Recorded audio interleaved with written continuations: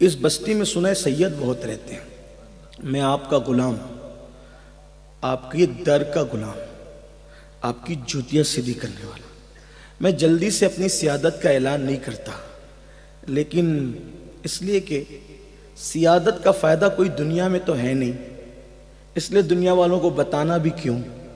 اس کا اصل فائدہ ہے قیامت میں، اور جہاں فائدہ ہے وہاں والے جانتے ہیں کہ ہم کون ہیں. سبحان اللہ. لیکن یہ جو سید بیٹھے نا میرے سامنے، یہ میرے بھائی لوگ مجھ سے ناراض نہ ہو جائیں. میں ان سے کہتا ہوں اللہ گواہ ہے میرا رب، قسمیں کھانے کی کوئی ضرورت نہیں، جھوٹوں پہ اللہ کی لعنت. میں حسنی بھی ہوں اور حسینی بھی ہوں. سبحان اللہ.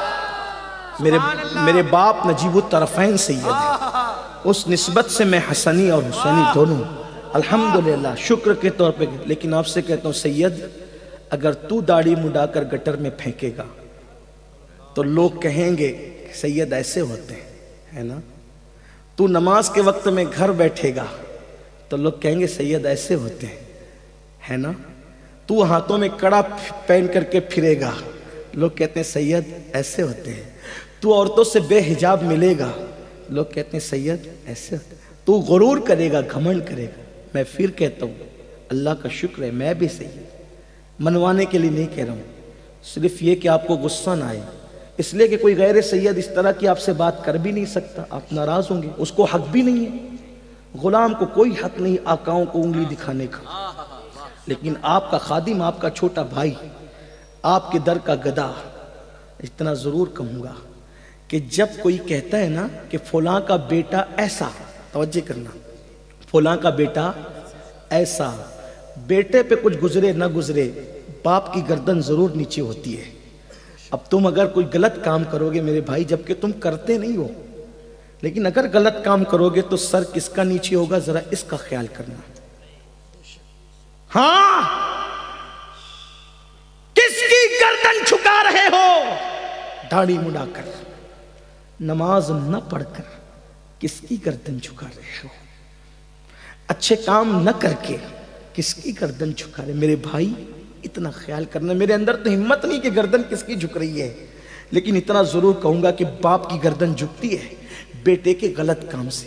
ایسے مت کرو کہ لوگ کہے کہ سید ایسے ہوتے ہیں. میرے عزیز ایسا بن کہ لوگ پکار اٹھے جب 14 صدیوں کے بعد کا سید ایسا ہے تو کربلا والا سید کیسا ہو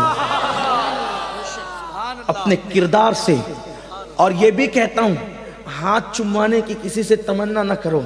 کوئی ہاتھ تمہارے چومتا ہے تو تمہارا کیا بنتا بگڑتا ہے؟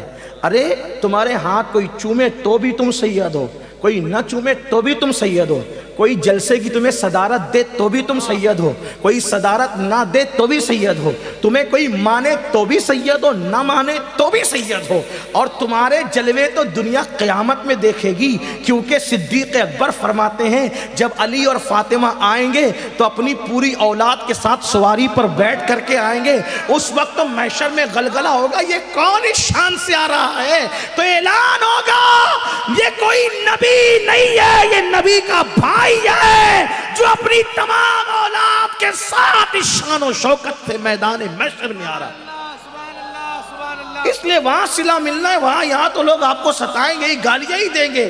ہاں، پان دکان والا بھی اگر تھوڑی سا جھگڑا ہو جائے تو کہ وہ سید تھوڑی ہے. لوگوں کی اوقات اتنی، آپ سے لڑ لیں پھر وہ آپ کا انکار کریں، اور یہی تو بات ہے.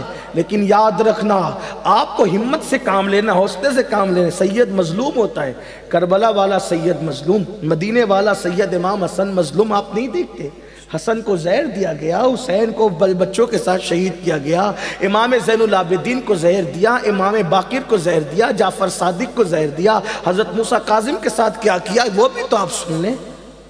لیکن بہرحال تو وقت کے بادشاہ نے کہا موسیٰ کاظم سے بہت تمہیں پیار ہے نا، دیکھو وہ کیسا سید ہے.